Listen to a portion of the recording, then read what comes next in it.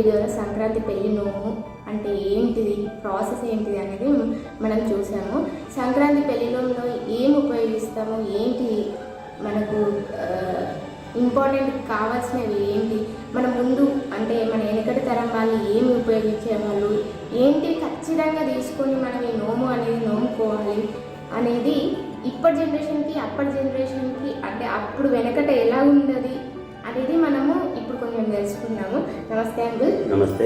మన అమ్మాయికి మనం పెళ్లి నోము చేయించాము కదా, అయితే ఈ పెళ్లి నోములో కొన్ని ఖచ్చితంగా ఉండాల్సిన వస్తువులు, ఈ ప్రాసెస్ ఇదంతా కొంచెం ఎక్స్ప్లెయిన్ చేయండి. ప్రధానంగా నోము అంటే నోచుకొని ముట్ట చెప్పేదాన్ని నోము అంటారు. అయితే ఈ నోము మన సాంప్రదాయం ఏంటంటే వివిధ పండుగలప్పుడు నోములు మనం సహజంగా నోముకుంటాం.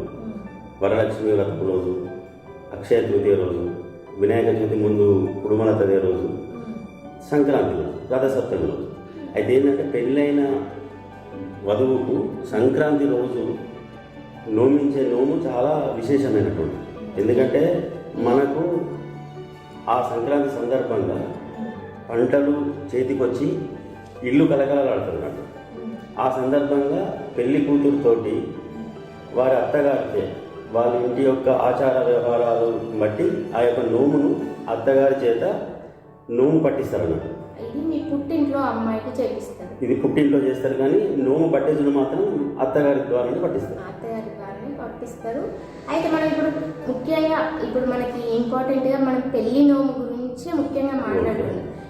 ఈ మిగతా నోములన్నీ ఇవన్నీ రెగ్యులర్ నోమ్స్, కాకపోతే ఈ పెళ్లి నోము గురించి మనం ఈ ప్రాముఖ్యత అనేది చెప్పాలి. ఈ పెళ్లి నోము రోజు ఏంటంటే 5 తెగలు 13 తెగలని 2 పద్ధతులు ఉంటాయి.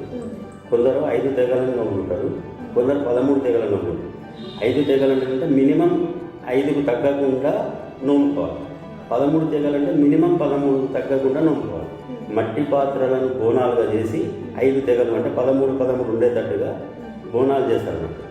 ఇవి కాకుండా కూడా మనం నిత్యం వాడుకునే వస్తువులు కానీ, తర్వాత మనకు చేతికొచ్చిన పంటలు కానీ, మన గృహంలో మనం నిత్యం ఉపయోగించే వాటిని కానీ, పసుపు కుంకుమ, తర్వాత ఏదైనా వస్తువులు కానీ 13 ఉండేటట్టుగా కూడా ఇంకా పెంచి, అంటే ఈ సంఖ్యను పెంచి 5, 13 పెంచి నోముకుంటారు. అయితే ఈ 5 మాత్రం ఖచ్చితంగా ఒకప్పుడు మట్టి పాత్రలు మాత్రమే వినియోగించారు.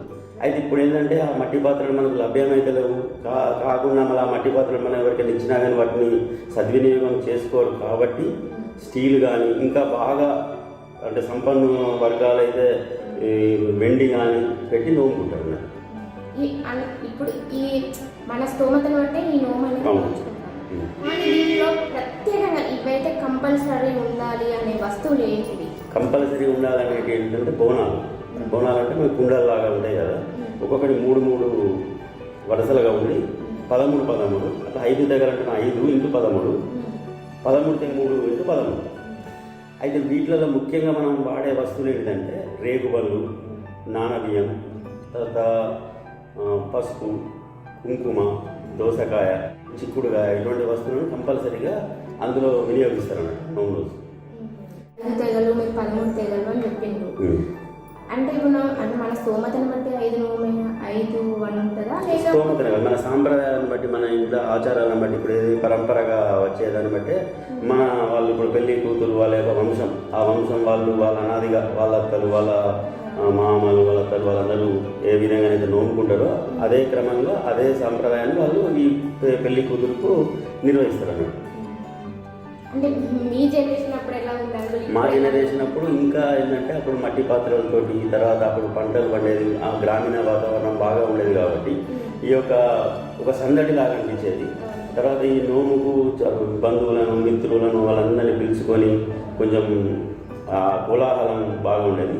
అదే కోలాహలం మళ్ళీ ఈ మధ్యలో కూడా ఒక ట్రెండ్ మారింది. మళ్ళీ ట్రెండ్ మారిందంటే చాలామంది ఏంటంటే పురాతనమైనటువంటి కల్చర్ను మళ్ళీ తిరిగి నెలకొల్పాలనే ఉద్దేశంతో దీని గురించి సెర్చ్ చేస్తాను, ఏ విధంగా చేస్తే బాగుంటుందనే ఉత్సాహంతో చాలామంది ఈ మధ్యలో అంటే ఈ 3-4 సంవత్సరాల నుంచి కూడా ఈ పెళ్లిను మళ్ళీ ఒకప్పుడు ఏ విధంగానైతే బాగా కోలాహలంగా, తర్వాత సంతోషకరమైన వాతావరణంలో జరిగిందో అదే వాతావరణాన్ని తిరిగి నెలకొల్పాలి. కాకపోతే ఏంటంటే అప్పుడు ఉన్నటువంటి గ్రామీణ వాతావరణం సాంకేతికంగా విప్లవం లేదు కాబట్టి పల్లె జీవనం బాగా కనిపించేది. ఇప్పుడు ఏంటంటే సిటీ లైట్లు, ఇది పెద్ద పెద్ద భవనాలు, తర్వాత ఈ టెక్నాలజీ డెవలప్ అయింది కాబట్టి ఇప్పుడు విధంగా కనిపిస్తుంది. ఇప్పుడు బెటర్ అంటారా, అప్పుడు బెటర్ అంటారా?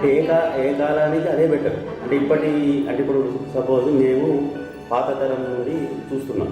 అయితే అప్పుడు ఉన్నటువంటి ప్రేమలు, ఆప్యాయతలు, తర్వాత ఇప్పుడు పెళ్ళినమని మనం బంధువులను పిలిచాము.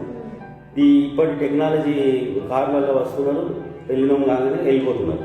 ఒకప్పుడు ఏంటంటే ఒక 2-3 రోజులైనా కానీ మన ఇంట్లో బస చేసి ఒకరి యొక్క సమస్యలు ఒకరు పాలు పంచుకొని ఓదార్పుతోటి, తర్వాత ప్రేమ ఆప్యాయతలు కురిపిస్తూ అదొక విధమైనటువంటి వాతావరణం ఒకప్పుడు ఉండేది. అది ఇప్పుడు ఏంటంటే ఎవరికి వాళ్ళ యొక్క పనుల ఒత్తిడి వల్ల, తర్వాత ఈ యొక్క బిజీ షెడ్యూల్ ఉండడం వల్ల దీని యొక్క ప్రాముఖ్యత అనేది అంతే సమయం అనేది ఎక్కువ లేకపోవడం వల్ల కూడా ఇటువంటి పండుగలు ఏంటంటే ఏదో జరుగుతున్నాయి, ఆర్టిఫిషియల్గా జరుగుతున్నాయని నా యొక్క అభిప్రాయం. ముఖ్యంగా మనమైతే ప్రకృతి పరంగా మనకు ప్రకృతి నుండి వచ్చేటివి మనం శ్రేష్టంగా ఇందులో పెట్టుకోవాలి. మెయిన్ ఏంటంటే ప్రకృతి పరంగా ఏంటంటే సూర్యుడు దక్షిణాయనం నుండి ఉత్తరాయణకు ప్రవేశిస్తాడు అన్నట్టు ఈ సంక్రాంతి రోజే. తర్వాత మన పంటలు కూడా పండి మన ఇంటికి వస్తాయి. తర్వాత ఈ సందర్భంగా ఏంటంటే ఉత్తరాయణ పుణ్యకాలం ప్రారంభం. ఇది మన తెలుగు వారికి పెద్ద పండుగ. ఈ పండుగ రోజు కనుక మనం ఏ విధంగానైతే సంతోషంగా అందరినీ పిలుచుకునే విధంగానైతే ఉంటామో, నోములు నోచుకునే విధంగా ఉంటామో, ఈ సంవత్సరం మొత్తం కూడా మనం ఆ విధంగానే జరుపుదామని మన యొక్క నమ్మకం అన్నట్టు. తర్వాత ఈ పండుగ రోజు చెరుకు గడలను కంపల్సరీగా ఇందులో వినియోగిస్తారు. అంటే ఇది ప్రత్యేకంగా మన తెలంగాణ సాంప్రదాయమైనా లేకపోతే ఇతర అంటే మన తెలంగాణ మనది తెలుగువారి సాంప్రదాయం. అంటే మన తెలంగాణలో ఈ నోములు ఈ విధంగా ఉంటాయి. ఆంధ్రలో ఈ బొమ్మల కొలువలను కూడా చేస్తారు. బొమ్మల కొలువలు ఏంటంటే రామాయణం, మహాభారతం, భాగవతం, ఇతిహాస చరిత్రలు కూడా తెలిసేటట్టుగా బొమ్మలను కూర్చి ఆ చిన్నపిల్లలకు తీసుకువచ్చి వాళ్ళకు ఈ యొక్క చరిత్ర చెప్తా అంటారు. బొమ్మల కొలువని కూడా విశేషంగా ఆంధ్ర సైడ్ ఎక్కువ చేస్తారు, మన దగ్గర చాలా తక్కువ. అది ఈ నోములు అనేది మాత్రం ముఖ్యంగా తెలుగువారి సాంప్రదాయం. ఇది ఏంటంటే బ్రాహ్మణ్స్, వైశ్యాస్, విశ్వబ్రాహ్మణ్స్, పద్మశాలీలు ఇటువంటి క్యాస్టులలో ఎక్కువ కనిపిస్తుంటుంది. సంక్రాంతి నోము అనేది రెగ్యులర్గా జరుగుతుంది. ఈ మధ్యలో ఇది అంటే ఒకప్పుడు ఏ విధంగా అయితే జరుగుతుందో ఈ 4 సంవత్సరాల నుంచి జరుపుకుంటూ దీన్ని మళ్ళీ ఏంటంటే సోషల్ మీడియాలో కూడా ప్రచారం చేయడం వల్ల కూడా ఇది చాలా పైకి అందరికీ తెలియడం జరిగిందన్నమాట. కానీ మనకు తెలియని సాంప్రదాయాలు అంటే వెనకట సాంప్రదాయాలు అనేది ఇప్పుడు జనరేషన్కి చాలా తక్కువగా రీచ్ అవుతుంది. అవును. అయితే ఏంటంటే అందుకనే ఇప్పుడు ఏంటంటే రహితంగా మన యొక్క కాలనీలలో ఉండేటువంటి ప్రతి ముత్తైదును పిలిచి ఈ యొక్క నోములను, ఇతర ఉత్సవాలను, ఈ యొక్క జీవన విధానాన్ని కనుక మనం నెలకొల్పేది ఉంటే కులరహితంగా మన హిందువులందరం జరుపుకునేటువంటి సాంప్రదాయం ఇది. కేవలం ఈ కులాలకే పరిమితం కాకుండా అందరినీ కలుపుకొని పోవాలని చెప్పి ఈ యొక్క ముత్తైదును పిలిచి నోము మనం పంచడం జరిగింది. అందులో అవన్నీ చేయడం అనేది అంత ఈజీ ప్రాసెస్ ఏం కాదు. అవన్నీ అరేంజ్ చేయడము, అవన్నీ పెట్టడము. ఇప్పుడున్న జనరేషన్ అయితే ఇది ఖచ్చితంగా తెలుసుకోవాల్సిన విషయం ఏంటి అంటే ఇప్పుడు మీ జనరేషన్ అప్పుడు, ఇప్పుడు మా జనరేషన్ అప్పుడు మీకు మాకు చాలా డిఫరెన్స్ వచ్చింది.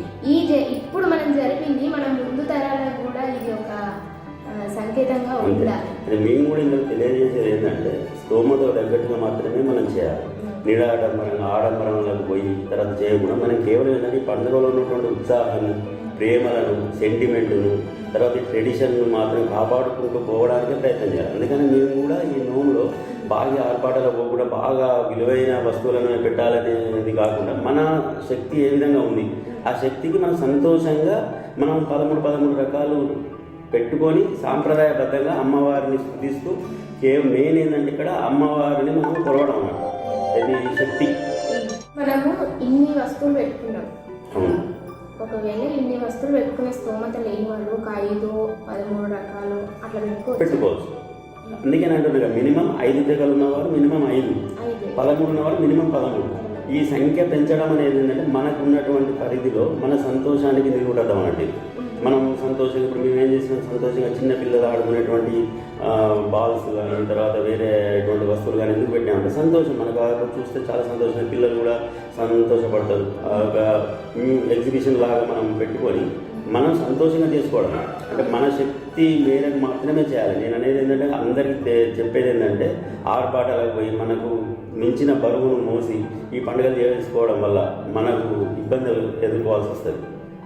ఇప్పుడు మనం నోము అనేది వాయినం ఇస్తాం, ఇచ్చినాక ఈ వాయినం ఇవ్వడం అనేది అంటే అమ్మాయికి ఆశీర్వాదం వాళ్ళ ద్వారా లభించాలి అనే ముఖ్య ఉద్దేశమేనా ఇంకేదన్నా? అమ్మాయి ఈ విధంగా నోచుకొని ఈ నోచుకున్నటువంటి నోమును పంచడం వల్ల దినదిన అభివృద్ధి, సంతానం ఆర్థికంగా సంతానపరంగా వృద్ధి చెందాలి, ఆ యొక్క కుటుంబం ఆ యొక్క సంసారం వృద్ధి చెందాలి అనేటువంటి సిద్ధాంతంతో ఈ యొక్క నోములు అనేది నోచుకుంటారు అంటారు. ఇంకా ఏమన్నా దీని గురించి ఎక్స్ప్లెనేషన్? దీని గురించి ఏంటంటే ఈరోజు పండుగ వాతావరణం, సంక్రాంతి పండుగ సందర్భంగా మనం పిండి వంటలు వండుకోవడం, తర్వాత అది పొంగలి చేసుకోవడం, బంధువులను పిలుచుకోవడం, ఇంటి పక్క వాళ్ళని పిలుచుకోవడం, ఈ యొక్క ఆహ్లాదకరమైనటువంటి వాతావరణంలో ఇందులో పెళ్లి నోము కూడా యాడ్ కావడం వల్ల ఇంకొంచెం సంతోషకరమైనటువంటి వాతావరణం ఉన్నదండి. అంటే ఈ యొక్క నోముల విశేషమైనటువంటి ప్రాధాన్యాంశాలు ఏంటి అంటే పల్లె వాతావరణంలో ఒకప్పుడు కులవృత్తులు ఉండేది. ఇప్పుడు ఈ నోములో మనం వాడేటువంటి మట్టి పాత్రలు ఖచ్చితంగా కుమ్మరి వాళ్ళ ఇళ్ళకే పోయి వాళ్ళ ఇంటి దగ్గర నుంచే తేవాలనేటువంటి ఒక సాంప్రదాయం ఉండేది. చెక్క బొమ్మలు ఖచ్చితంగా వడ్ల దగ్గరికే పోయి ఆ యొక్క చెక్క బొమ్మలు తేవాలనేటువంటి సాంప్రదాయం ఉండేది. మేదర్ ముట్టలు, ఈ విధంగా వస్త్రాలు, చీరలు ఇవన్నీ కూడా పద్మశాల దగ్గర నుంచే. ఇలా ప్రతి ఒక్క వస్తువు ఈ మన గ్రామీణ వాతావరణంలో ఏంటంటే అప్పుడు పల్లెల నుండే ఉత్పాదన అయ్యేది అన్నట్టు ప్రతి వస్తువు దగ్గర. అది ఈ పండుగలను జరుపుకోవడం వల్ల వివిధ కులవృత్తుల వారికి ఈ యొక్క పండుగలు జరుపుకునే వారికి సంబంధ బాంధవ్యాలు పెరిగి ఒక విధమైనటువంటి బంధుత్వం అనేది పటిష్టంగా ఉండేటువంటి వాతావరణం ఈ పండుగల వల్ల జరిగేది అన్నట్టు. ముఖ్యంగా సంక్రాంతి పండుగ రోజు మాత్రం ఈ యొక్క రిలేషన్ అనేది బాగా స్ట్రెంత్ అయ్యే అవకాశం ఒకప్పుడు గ్రామీణ వాతావరణంలో ఉండేది.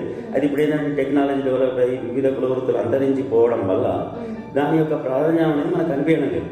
కాకపోతే అంటే మా చిన్నతనంలో ఈ యొక్క రిలేషన్స్ అనేది బాగా మనకు ప్రస్ఫుటంగా కనిపించేది అన్నట్టు. ఈ ముఖ్యమైన ఉద్దేశం కూడా అంతే అన్నట్టు ఈ పండుగలలో. అది ఇంకా ఏంటంటే ఈ పండుగ అప్పుడు పెళ్ళినోము అప్పుడు కంపల్సరీ గివి ఉండాలనేటివి కూడా కొన్ని ఉంటాయి. నేను పూర్తిగా చెప్పలేకపోతున్నాను కానీ కుంకుమ బెరలు కంపల్సరీ ఉండాలని, తర్వాత వెండి ఏదో అంటారు అవి కూడా కంపల్సరీ ఉండాలని అంటారు అన్నమాట. అది యొక్క అవన్నీ మెయిన్ ఏంటంటే అమ్మవారిని మనం తలుస్తూ అంటే అమ్మవారిని స్తుతిస్తూ అమ్మవారి యొక్క ఆశీర్వాదం మనకు జరగాలని ఈ యొక్క ముత్తైదువులందరూ కూడా కలిసి జరుపుకునేటువంటి ఈ యొక్క వ్రతాన్ని సంక్రాంతి నోము అని అంటారు. ఈ పెళ్లి నోమే కాకుండా సంక్రాంతి నోములో ఈ రేపల్లెవాడ నోమని, తులసి కోట నోమని, తర్వాత ఇంకా చాలా చాలా నోములు కూడా ఉంటాయి. అంటే ఇవన్నీ ఏంటంటే మన యొక్క సాంప్రదాయాన్ని బలపరుస్తూ అందరూ కూడా కలిసి సమూహంగా ఒక చోట కలిసి సంతోషంగా జరుపుకునేటువంటి వాతావరణాన్ని క్రియేట్ చేయడానికి ఇది ఎంతో ఉపయోగపడుతుంది.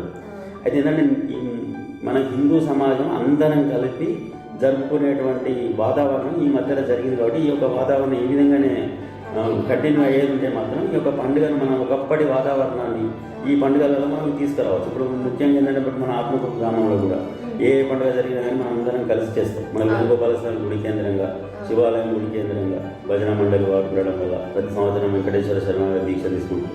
శ్రీరామనవమి అప్పుడు రాముని కళ్యాణం వైభవంగా చేసుకుంటాం. గోదా కళ్యాణం, తర్వాత బ్రహ్మోత్సవాలప్పుడు అందరం కలిసికట్టుగా కులరహితంగా మన హిందువులందరం ఏ విధంగానైతే జరుపుకుంటామో మన గ్రామంలో జరిగినట్టుగా అన్ని గ్రామాలలో కూడా ఈ విధంగా జరగాలని మన యొక్క ఆకాంక్ష. అది ఈ సాంప్రదాయం అనేది ముందు తరాలకు కూడా తెలియాలి. ముందు తరాలు చేయాలి. ఈ యొక్క సాంప్రదాయాలు, ఈ సంస్కృతి ఈ స్థిరంగా నిలవాలంటే మన యొక్క ప్రతి పండుగను దాని యొక్క విశేషాలను తెలుసుకొని మన శక్తి మేరకు ఆచరించి సంతోషం ముఖ్య ప్రధానం. ఇక్కడ మన శక్తియుక్తులు, తర్వాత ఎంత ద్రవ్యం మనం ఖర్చు పెట్టినాం అనేది ముఖ్యం కాదు. ఎంతమందిని కలిసి మనం ఈ యొక్క నోముకున్నాం, ఎంత సంతోషంగా నోముకున్నాం అనేది ముఖ్యం. అయితే బాగా ద్రవ్యం ఆడంబరంగా చేసి నేను బాగా చేశాను అని చెప్పడం కంటే ఎంతమందికి తెలియజేసాం, ఎంతమందితో మనం పంచుకున్నాం, ఎంతమందిని మనం ఇందులో ఇన్వాల్వ్ చేసినాం అనేది ఇంపార్టెంట్. అయితే నేను ఈ వీడియో పెట్టిన తర్వాత అయితే మన సైడు అంటే మన తెలంగాణ సైడు ఇలాంటి నోము ఒకటి ఉంటుంది అనేసి చాలా తక్కువగా తెలుసు.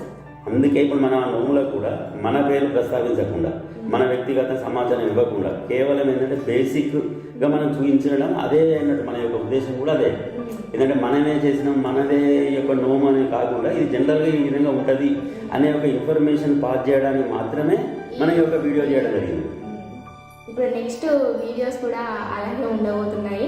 అంటే మన సాంప్రదాయాన్ని మన ముందు జనరేషన్ ఎలా తెలుసుకుంటుంది చెప్పడానికే ఈ చిన్న ప్రయత్నం అనేది కొనసాగుతూ ఉంటుంది. ఇప్పుడు ఈ పెళ్లి నోము అనేది కొంచెం మందికే తెలుసు. ఈ వీడియో పెట్టిన తర్వాత చాలా మంది ఇలాంటి నోము కూడా ఒకటి ఉంటుంది అని అంటే వీళ్ళ వరకు మాత్రమే అది ఉండింది. అలాగే మన చాలా ఇప్పుడు మీరు అన్నారు కదా వైశ్యాస్, బ్రాహ్మణ్స్, విశ్వ బ్రాహ్మణ్స్, వీళ్ళల్లో చాలా జరుగుతూ ఉంటాయి. అంటే ఇవన్నీ బయటికి రావు, బయటికి చెప్పే ప్రయత్నం అనేది మనం చేద్దాము అనే ఉద్దేశంతో ఈ వీడియో నేను మళ్ళీ చేయడం జరిగింది. మీకు ఈ వీడియో నచ్చితే లైక్ చేయండి, షేర్ చేయండి, సబ్స్క్రైబ్ చేయండి. ఇంకా ఏమైనా ఇన్ఫర్మేషన్ కావాలి అని అనుకున్న వాళ్ళు కూడా కామెంట్స్లో మీరు చెప్పొచ్చు. ఇంకా మంచి వీడియోస్ కోసం మీరు మీ యొక్క అభిప్రాయాన్ని తెలియజేయవచ్చు. మీరేమైనా ఇంకా ఇన్ఫర్మేషన్ ఏదలుచుకుంటే కూడా కామెంట్ బాక్స్లో పెట్టవచ్చు. అంటే మనకు తెలియని విషయాలను మనం ఎక్స్ప్లోర్ చేయడంలో ముందు వాళ్ళకు ఇది రీచ్ అవుతాయి అనే ఒక మంచి ఉద్దేశము. మళ్ళీ ప్రకృతి పరంగా లభించే వాటిని మాత్రమే మీరు ఉపయోగించండి. దీంట్లో ఈ ప్లాస్టిక్ ఇవన్నీ ఇప్పుడు వచ్చినాయి. ఈ మనం ముందు సాంప్రదాయాన్ని మనం ఫాలో అవుతే బాగుంటుంది. అంటే మన ముందు అంటే ఒక 20-30 ఇయర్స్ వాళ్ళు ఎలా చేశారో అప్పటి వీడియోస్ అవన్నీ ఏం లేవు. ఈ అంకుల్ అడగడం వల్ల ఈ మాత్రం అనే ఇన్ఫర్మేషన్ అనేది దొరికింది. ఇప్పుడు ఇవి కుండలు ఇవన్నీ అయితే మనకు కామన్గా దొరుకుతాయి, మనం చేయించుకోవచ్చు. ఈ చెక్కలు ఇవి కూడా ఇవన్నీ బొమ్మలు కూడా వాళ్ళ దగ్గర దొరుకుతాయి. ఎందుకు అని అంటే వాళ్ళకు ఒక పని కల్పించిన వాళ్ళమే అవుతాం. వాళ్ళతో మనకు రిలేషన్షిప్ అనేది జరుగుతుంది, వాళ్ళతో మనము కొంచెం మింగిల్ అయిపోతాం. ఇట్లాంటి మంచి సాంప్రదాయాన్ని మనం ముందుకు కొనసాగించాలని కోరుకుంటూ ఇంతటితో ఈ వీడియోని ముగించేస్తున్నాం. మీకు ఈ వీడియో నచ్చితే లైక్ చేయండి, షేర్ చేయండి. బాయ్ అండి.